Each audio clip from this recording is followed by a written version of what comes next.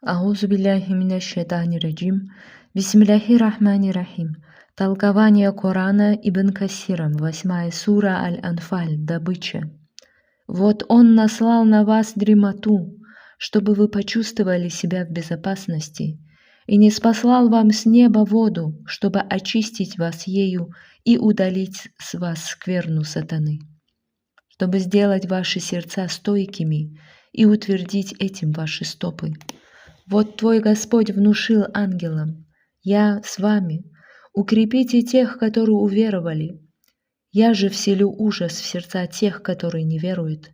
Рубите им головы и рубите им все пальцы.